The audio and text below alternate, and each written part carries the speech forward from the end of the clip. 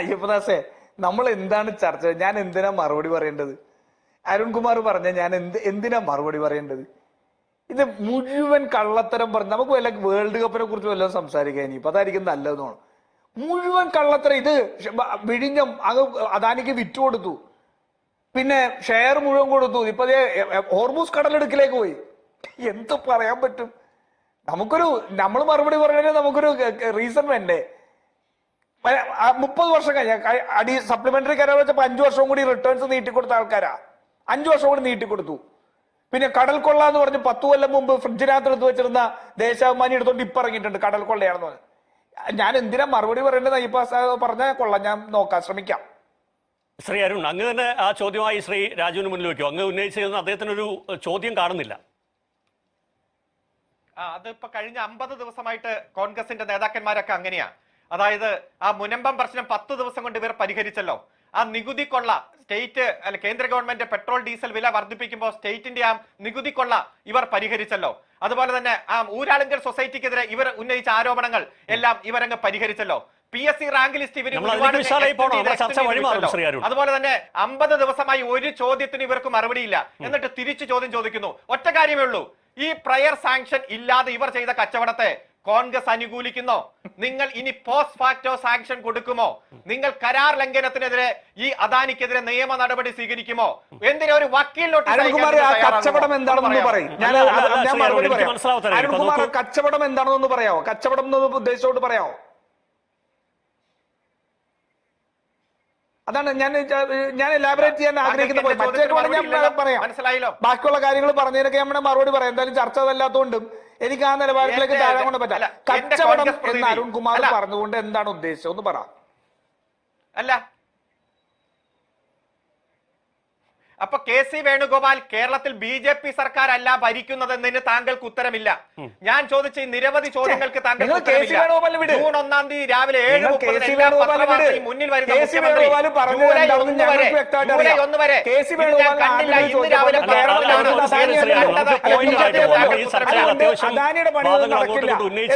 നമ്മൾ സമയമൊന്നും വെറുതെ കളഞ്ഞിട്ടേ ഇല്ല ഈ ചർച്ചയിൽ. പക്ഷെ ഒരു കാര്യം ശ്രീ അരുൺ, എനിക്കും സംശയം, ഈ കച്ചവടം, അതായത് ഒരു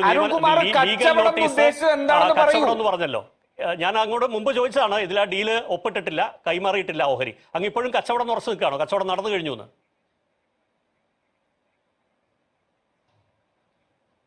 അല്ല, ഇതിൽ കൃത്യമായി എഗ്രിമെന്റ് എൻഡേഡ് ഇൻടു എന്ന് പറഞ്ഞ് തന്നെ ജൂൺ 30 തീയതി സെബിക്ക് കത്ത് കൊടുക്കുന്നു. Agreement ended into. ഇത്തരത്തിലൊരു എഗ്രിമെന്റ് കേരളത്തിന്റെ സംസ്ഥാന ഗവൺമെന്റിന്റെ മുൻകൂർ അനുവാദമോ? അത് ബൈൻഡിംഗ് അഗ്രിമെന്റ് ആണ് ശ്രീ അരുൺ, അങ്ങേക്കറിയാലേ. ഞാൻ പറയാം, ഒരു കൺസൾട്ടേഷനോ ഒരു ചർച്ചയോ ഇല്ലാതെ ഇത്തരത്തിലൊരു എഗ്രിമെന്റിലേക്ക് പോകില്ല. എന്തിനായിരുന്നു മംഗലാപുരത്തേക്ക് അദ്ദേഹം ഒരു പ്രശ്നം നേരത്തെ ശ്രീ രാജു ഉന്നയിച്ചത്? ഒരു കൺസൾട്ടേഷൻ അല്ല, പല ചർച്ചകൾ നടക്കും.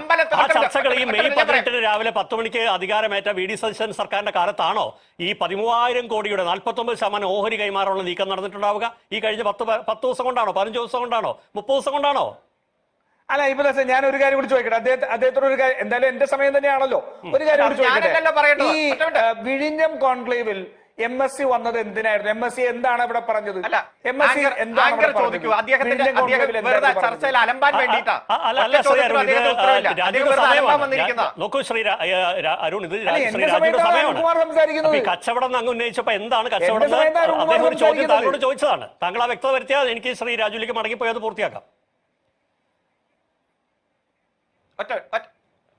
ഞാൻ പറയാം.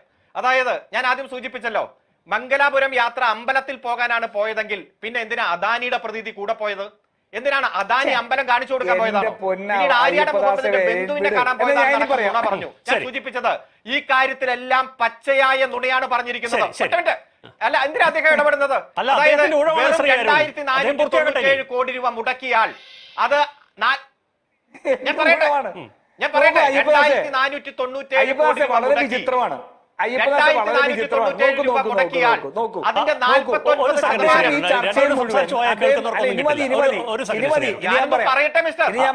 സെക്കൻഡ് ശ്രീ രാജു ശ്രീ അരുൺ ഒരു സെക്കൻഡ് ഒരു മിനിറ്റ് ഒരു വ്യക്തത കുറവ് വേണ്ട. രാജുവിന്റെ അല്ലല്ല ഒരു സെക്കൻഡ് ശ്രീ അരുൺ, ഇത് രാജുവിന്റെ ഊഴമായിരുന്നു. അദ്ദേഹം താങ്കൾ കച്ചവടം എന്ന് പറഞ്ഞപ്പോൾ എന്താണ് കച്ചവടം ഇടപെട്ട് അങ്ങോട്ട് ചോദിച്ചതാണ്. അങ്ങനത്തെ വ്യക്തത വരുത്തിയ ശ്രീ രാജു പൂർത്തിയാക്കട്ടെ, അതല്ലേ ശരി? എന്നാ രാജു പറയട്ടെ, എനിക്ക് സമയം തന്നാ മതി. ശ്രീ രാജു പൂർത്തിയാക്കൂ. ശരി, നോക്കൂ, ഈ ചർച്ചയിൽ മുഴുവൻ അദ്ദേഹം പറഞ്ഞു എന്നുള്ള ഒറ്റ പോയിന്റ് ഞാൻ പിക്ക് ചെയ്തതാണ്. കച്ചവടം എന്താണ് കച്ചവടം എന്ന് അദ്ദേഹത്തിന് പറയാൻ സാധിക്കുന്നില്ല. കച്ചവടം നടന്നിട്ടില്ലല്ലോ. ഷെയർ കൈമാറണമല്ലോ, ഷെയർ മാറണമല്ലോ. ഷെയർ കൈമാറണമെങ്കിൽ എന്ത് ചെയ്യണം? ഷെയർ കൈമാറണമെങ്കിൽ അതിനു മുമ്പ് രണ്ട് പാർട്ടി അവർ തമ്മിൽ ധാരണയിലെത്തണം. അവർ തമ്മിൽ ധാരണയിലെത്തിയതിനു ശേഷം അവർ അപേക്ഷ കൊടുക്കണം, സെബി അറിയിക്കണം. സെബി അറിയിച്ചതിന് ശേഷം ഇത് പബ്ലിക് അനൗൺസ്മെന്റ് നടത്തണം. അത് കഴിഞ്ഞ് ഇവർ ഇനി എത്ര അപ്രൂവൽസ് മേടിക്കാന്നറിയോ? ഇതിനകത്ത് കേന്ദ്ര ഗവൺമെന്റിന്റെ ഹോം അഫയേഴ്സ് മുതൽ ഇങ്ങോട്ടേക്കുള്ള മുഴുവൻ അപ്രൂവലുകൾ മേടിക്കണം. അത് കഴിഞ്ഞ് സംസ്ഥാന സർക്കാർ അംഗീകരിക്കണം. ഇത് കഴിഞ്ഞാലേ ഷെയർ കൈമാറാൻ പറ്റുള്ളൂ. ഈ നാട്ടിൽ ഇങ്ങനെ കള്ളം പ്രചരിപ്പിക്കുകയല്ലേ, കച്ചവടം കച്ചവടം. എന്താ ഉദ്ദേശം അറിയോ? സാധാരണക്കാരായ ഇതിന്റെ നൂലാമാലകൾ അറിയാത്ത അല്ലെങ്കിൽ ചിലപ്പോൾ മനസ്സിലാക്കാൻ കഴിയാത്ത മനുഷ്യരുടെ മുമ്പിൽ എന്തോ കച്ചവടം നടന്നു, എന്ത് നടത്തണം എന്നാണ് ചോദിക്കുന്നത്. എന്റെ കച്ചവടത്തിന്റെ തിരിച്ചുള്ള ചോദ്യമാണ്. വിഴിഞ്ഞം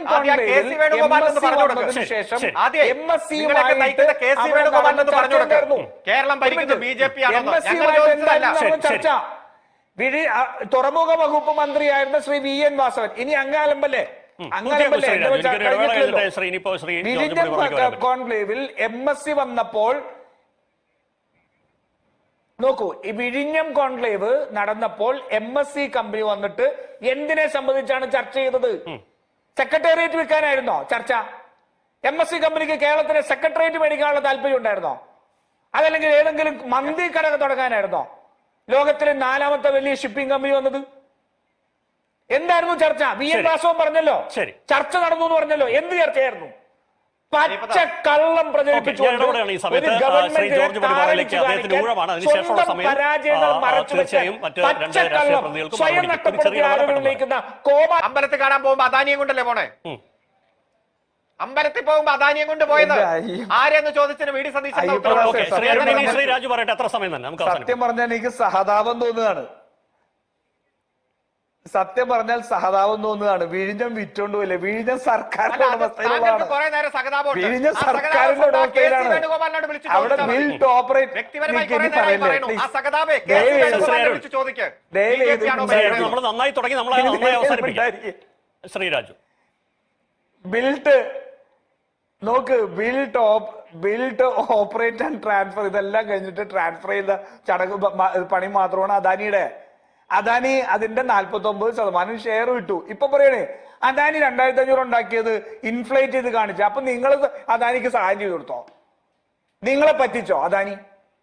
10 വർഷം ഉണ്ടായിരുന്ന ഈ അദാനി 2500 കോടി ഉണ്ടാക്കിയത് മെഷീനറീസ് ഇൻഫ്ലേറ്റഡ് കോസ്റ്റ് എന്ന് പറഞ്ഞാൽ കേരളത്തെ പറ്റിക്കാൻ പിണറായി വിജയൻ കൂട്ടുന്നോ? അദാനിക്കൊപ്പം നിന്നോ? 49 കോടി. മുഖ്യമന്ത്രിയാണോ? അല്ല നിങ്ങൾ അലമ്പല്ലേ? അരുണെ അലമ്പല്ലേ? അരുണെ അലമ്പാവല്ലേ? 49 കോടി ഈ പദ്ധതി ഡിലേ ചെയ്യിപ്പിച്ചത് 49 കോടി കേരളത്തിന് കിട്ടേണ്ട പൈസ ഇല്ലാതെയാക്കിയത് നിങ്ങൾ കേരളത്തിലെ ജനതയെ പറ്റിച്ചല്ലേ? കേരള മാരിടൈം ബോർഡിന് അവിടുത്തെ ഹാൻഡ്ലിംഗ് ചാർജസ് ആയിട്ട് 50 കോടി കിട്ടേണ്ടത് കേരള മാരിടൈം ബോർഡിന് കിട്ടിയിട്ടില്ല. കേരള മാരിടൈം ബോർഡിന് കിട്ടിയിട്ടില്ല. എന്തുകൊണ്ട് കിട്ടിയില്ല? അദാനിക്ക് വേണ്ടി മുഴുവൻ കള്ളത്തരവും കാണിച്ച് എല്ലാ സഹായവും ചെയ്തു കൊടുത്ത് പുട്ടടിച്ചവർ ഇന്ന് വന്നിട്ട് ഈ പറയുന്നത് സത്യം പറഞ്ഞാൽ അരുണൊക്കെ എന്റെ അവസ്ഥ നോക്കിയിട്ട് അരുണിന്റെ അവസ്ഥ എനിക്ക് സഹതാപം തോന്നുന്നുണ്ട്. വിഴിഞ്ഞം കേരള സർക്കാരിന്റെ ഉടമസ്ഥയിലുള്ളതാണ്. വിഴിഞ്ഞം വിൽക്കാൻ പറ്റില്ല. വിഴിഞ്ഞം സർക്കാരിന്റെ ഉടമസ്ഥയിലുള്ളതാണ്. അതിന്റെ നടത്തിപ്പുള്ള എഗ്രിമെന്റിന്റെ അല്ലെങ്കിൽ അതിന്റെ ഭാഗമായിട്ടുള്ള ആളുടെ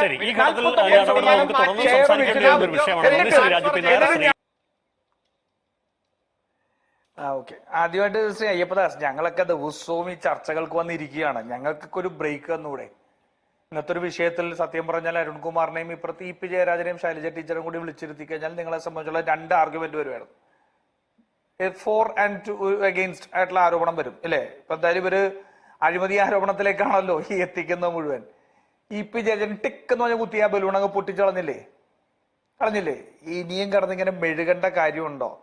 ഒന്ന്, ഈ ജൂൺ 3-ാം തീയതിയിലത്തെ ദേശാഭിമാനി വി ഡി സതീശൻ കണ്ടു എന്നുള്ളതാണ്. അതേ വി ഡി സതീശൻ കണ്ടല്ലോ, കണ്ടുള്ള അതിനു മുമ്പുള്ള അങ്ങനെ ചോദിച്ച പോലെ ഈ ജൂൺ 1-ാം തീയതിയും ജൂൺ 2-ാം തീയതിയും അല്ലെ 3-ാം തീയതി അല്ലെ ജൂൺ 3-ാം തീയതി, ജൂൺ 5-ാം തീയതി ദേശാഭിമാനിയാണ് കണ്ടത്.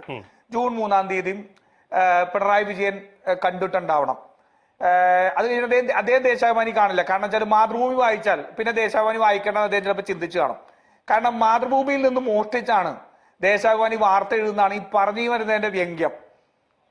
മറ്റേ ഞങ്ങള് ദേശാഭിമാനി കണ്ടില്ല, ദേശാഭിമാനി അങ്ങനെ ചെയ്യാൻ പാടില്ലായിരുന്നു, എഴുതാൻ പാടില്ലായിരുന്നു എന്നാണ് എം വി ഗോവിന്ദൻ പറഞ്ഞത്. അപ്പൊ മാതൃഭൂമിയിൽ നിന്നും ഈ ബിസിനസ് ലൈനിൽ നിന്നൊക്കെ മോഷ്ടിച്ചാണ് ദേശാഭിമാനി എഴുതുന്നത്. എങ്ങനെയാണ് ഒരു പാർട്ടി പത്രം ഇത്ര ലാഭകരമായിട്ട് പോകുന്നത് എന്ന് ഞങ്ങൾക്ക് സംശയം ഉണ്ടായത്. കാരണം ഞങ്ങൾക്ക് ഒരു പാർട്ടി പത്രം ഉണ്ടല്ലോ, അത് ഭയങ്കര നഷ്ടത്തിലാണ് പോയിക്കൊണ്ടിരിക്കണം. ഞങ്ങൾ സ്ട്രഗിൾ ചെയ്യണം അത് മുന്നോട്ട് കൊണ്ടുപോകാൻ. പിന്നെ ഞങ്ങൾക്ക് ഇപ്പോഴാണ് മനസ്സിലായത് ദേശാഭിമാനിക്ക് ലേഖകരുടെ ആവശ്യമില്ല. കാരണം മാതൃഭൂമി പത്രത്തിലും മറ്റേതൊക്കെ വരുന്നത് കോപ്പി അടിച്ച് എഴുതിയാൽ മാത്രം മതി. സ്വന്തം പാർട്ടി പത്രത്തെ ഇങ്ങനെ അപമാനിക്കാവോ, തള്ളിക്കളയാവോ? ഇങ്ങനെ അപമാനിച്ച് തള്ളിക്കളയേണ്ട കാര്യമുണ്ടോ? പക്ഷെ എന്നറിയോ, ആ ലേഖകന് അല്പമെന്തോ എവിടെയോ അല്പം ആത്മാഭിമാനം ബാക്കി ഉണ്ടായിരുന്നു. ആ ലേഖകന് ഈ പിണറായി ഗോവിന്ദൻ പറഞ്ഞല്ലോ, അത് ഞങ്ങളുടെ പത്രം അങ്ങനെ എഴുതാൻ പാടില്ലായിരുന്നു എന്നൊക്കെ പറഞ്ഞല്ലോ. അപ്പൊ ഈ ലേഖകൻ എന്തോ കുറച്ച് ആത്മാഭിമാനം അദ്ദേഹത്തിന് ബാക്കിയുണ്ട്. അതുകൊണ്ട് അദ്ദേഹം ഇന്നലെ ഒരു ഫേസ്ബുക്ക് പോസ്റ്റ് ഇട്ടിട്ടുണ്ടായിരുന്നു. ഇത് ഞാൻ എഴുതിയ ലേഖനവും പൊക്കി പിടിച്ചുകൊണ്ട് നിങ്ങൾ വരണ്ട. ഇതാണ് ലേഖകൻ. സുനീഷ് ജോ എന്നാണ് ആ ലേഖകന്റെ പേര്. അദ്ദേഹം എഴുതിയ ഡീൽ സംബന്ധിച്ച് ഒരു പുകഴ്ത്തലുമില്ല. മുഖ്യമന്ത്രി സതീശിന് വേണ്ടി ചില മാധ്യമങ്ങൾ ഞാൻ എഴുതിയ പഴയ വാർത്തയും പൊക്കിപ്പിടിച്ച് വരണ്ട. ഓഹരി കൈമാറ്റത്തിനുള്ള ചർച്ചകൾ നടക്കുന്നതായി അറിഞ്ഞപ്പോൾ ആ വാർത്ത കൊടുക്കുന്നു എന്ന് മാത്രം. മനസ്സിലായില്ലേ? അപ്പൊ ദേശാഭിമാനി ലേഖകൻ ഓഹരി കൈമാറ്റം ഏതോ ഇൻവെസ്റ്റ്മെന്റ് എന്നാണല്ലോ അരുൺകുമാർ പറയുന്നത്. ദേശാഭിമാനി ലേഖകൻ ഈ എം വി ഗോവിന്ദൻ ആ പത്രത്തെ തള്ളിപ്പറഞ്ഞതിന് ശേഷം ആ സുനീഷ് ജോ എന്ന് പറയുന്ന ലേഖകൻ ഫേസ്ബുക്കിൽ ഇട്ടിരിക്കുകയാണ്, ഓഹരി കൈമാറ്റത്തെ കുറിച്ച് അറിഞ്ഞപ്പോൾ ഞങ്ങൾ അത് പറഞ്ഞു എന്ന് മാത്രം എന്ന് വളരെ കൃത്യമായിട്ട് അദ്ദേഹം എഴുതിയിട്ടുണ്ട്. അതുകൊണ്ട് ദയവ് ചെയ്ത് നിങ്ങളൊരു ലോസ്റ്റ് കേസ് അല്ലെങ്കിൽ ഒരു ഇതായിട്ടുള്ള കേസ് വാദിക്കുന്നതിന് വേണ്ടി സ്വന്തം പാർട്ടിയെയും സ്വന്തം പാർട്ടി പത്രത്തെയും അതിന്റെ പ്രവർത്തകരെ ഒന്നും തള്ളിപ്പറയരുത് എന്ന് എനിക്കൊരു അപേക്ഷയുണ്ട്. അത് പിന്നെ അവര് തീരുമാനിച്ചോട്ടെ. പിന്നെ എന്താണ് നിങ്ങളെ ഇപ്പോഴും ഈ ആരോപണം ഉന്നയിക്കാൻ പ്രേരിപ്പിച്ച ഘടകം എന്നുള്ള അയ്യപ്പദാസ് ചോദിച്ചു ശ്രീ അരുൺകുമാറിനോട്. വേറെ ഘടകമൊന്നുമില്ല. തെരഞ്ഞെടുപ്പിൽ അമ്പേ പൊട്ടിപ്പോയി. തെരഞ്ഞെടുപ്പിൽ അമ്പേ പരാജയപ്പെട്ട് പോയി കഴിഞ്ഞപ്പോഴത്തേക്ക് പാർട്ടിക്കകത്ത് ഈ പിണറായി വിജയനെതിരെയും എം വി ഗോവിന്ദനെതിരെയും രൂക്ഷമായ വിമർശനം ഉണ്ടായിക്കൊണ്ടിരിക്കുകയാണ്. അങ്ങനെ രൂക്ഷമായ വിമർശനം ഉണ്ടായിക്കൊണ്ടിരിക്കുമ്പോൾ അതിൽ നിന്നൊന്ന് രക്ഷപ്പെടണം. അതിൽ നിന്ന് രക്ഷപ്പെടാൻ വേണ്ടിയിട്ട് നടത്തിക്കൊണ്ടിരിക്കുന്ന സർക്കസ് ആണ്. ഞാൻ സാധാരണ മനുഷ്യർക്ക് പെട്ടെന്ന് മനസ്സിലാകാൻ വേണ്ടി, എന്തായാലും അരുൺകുമാറിനെയും CPM-നെ മനസ്സിലാക്കാൻ വേണ്ടിയല്ല, സാധാരണ മനുഷ്യർക്ക് മനസ്സിലാക്കാൻ വേണ്ടി ഞാനൊരു ഉദാഹരണം പറയാം. ഞാനും അയ്യപ്പദാസും കൂടി ഒരു റെസ്റ്റോറന്റ് തുടങ്ങാൻ വേണ്ടി തീരുമാനിക്കുകയാണ്. ഞാനും അയ്യപ്പദാസും കൂടി റെസ്റ്റോറന്റ് തുടങ്ങാൻ വേണ്ടി തീരുമാനിക്കുന്നു. ഞാനും അയ്യപ്പദാസും തമ്മിൽ പാർട്ട്ണർഷിപ്പിന്റെ ഡീഡ് എഴുതാനോ അല്ലെങ്കിൽ അതിന്റെ കാര്യങ്ങൾ തീരുമാനിക്കാൻ പോകുമ്പോൾ ഞാൻ അവിടുത്തെ ലോക്കൽ ബോഡി പോയിട്ട് റെസ്റ്റോറന്റ് തുടങ്ങുന്നതിന് വേണ്ടിയുള്ള പെർമിറ്റ് എടുക്കുന്ന ഏജൻസിയോട് പോയിട്ട് ഞങ്ങളൊന്ന് സംസാരിച്ചോട്ടെ, ഞാനും അയ്യപ്പദാസും കൂടി ഒരു പാർട്ട്ണർഷിപ്പ് തുടങ്ങാൻ പോകണം, ഞങ്ങൾ ഇന്നടത്തിരുന്നൊന്ന് സംസാരിച്ചോട്ടെ എന്ന് ചോദിക്കേണ്ട കാര്യമുണ്ടോ? ഉണ്ടോ? ഞാനും അയ്യപ്പദാസും തമ്മിൽ റെസ്റ്റോറന്റ് തുടങ്ങാൻ വേണ്ടിയിട്ടുള്ള എഗ്രിമെന്റ് നമ്മൾ തമ്മിൽ മ്യൂച്വൽ എഗ്രിമെന്റിലെത്തി അത് പാർട്ട്ണർഷിപ്പ് ഈടാക്കിയതിനു ശേഷമേ അതോറിറ്റിയുടെ മുമ്പിൽ പോയിട്ട് അപേക്ഷ കൊടുക്കേണ്ട കാര്യമുള്ളൂ അല്ലെ? ഈ ഡീലിനെ സംബന്ധിച്ച് പറയേണ്ട കാര്യം, സർക്കാരിനോട് ഔദ്യോഗികമായിട്ട് പറയേണ്ട കാര്യം അതിന്റെ ഘട്ടത്തിൽ മാത്രമേ ആവശ്യമുള്ളൂ. ഈ എഗ്രിമെന്റ് ബൈൻഡിങ് ആണോ? അതെ, ബൈൻഡിങ് ആണ്. ആര് തമ്മിലാ ബൈൻഡിങ്? അദാനിയും MSCയും തമ്മിൽ ബൈൻഡിങ് ആണ്. അവരൊരു എഗ്രിമെന്റിൽ എൻട്രി ചെയ്തിട്ടുണ്ട് എന്ന് അവർ പറയുന്നു. ആ എഗ്രിമെന്റിൽ എൻട്രി ചെയ്ത മ്യൂച്വൽ ആയിട്ട് എഗ്രി ചെയ്ത കണ്ടീഷൻസ് ഉണ്ടാവും. ആ കണ്ടീഷൻസ് പ്രകാരം സർക്കാർ ഇനി അനുമതി കൊടുത്തില്ലെങ്കിൽ അതിന്റെ ഡാമേജ് അവർക്ക് തമ്മിലാണ്. അവർ തമ്മിൽ ബൈൻഡിങ് ആണ്. സർക്കാരിനെ സംബന്ധിച്ചോളം ബൈൻഡിങ് അല്ല. സർക്കാരിന്റെ അടുത്തേക്ക് വരുന്നത് അവരതിന്റെ അനുമതിക്കുള്ള പ്രോസസ്സ് തുടങ്ങി ആ പ്രോസസ്സിലേക്ക് എത്തുമ്പോൾ മാത്രമാണ് ബൈൻഡിങ്. ഒന്ന്, ഞാനൊരു കാര്യം ചോദിക്കട്ടെ, ഈ വിഴിഞ്ഞം കോൺക്ലേവിൽ MSC ഉണ്ടായിരുന്നില്ലേ? അരുൺകുമാർ ഒന്ന് വ്യക്തമാക്കണം. വിഴിഞ്ഞം കോൺക്ലേവിൽ MSC വന്നിരുന്നില്ലേ? MSC വിഴിഞ്ഞം കോൺക്ലേവിൽ വന്നത് എന്തിനായിരുന്നു? വിഴിഞ്ഞം തുറമുഖത്തിന്റെ പുറത്ത് ചായക്കട ഇടാൻ വേണ്ടിയിട്ടുള്ള പ്രപ്പോസൽ ആയിട്ടാണോ വിഴിഞ്ഞം കോൺക്ലേവിൽ എത്തിയത്? ഒന്ന് പറഞ്ഞേ.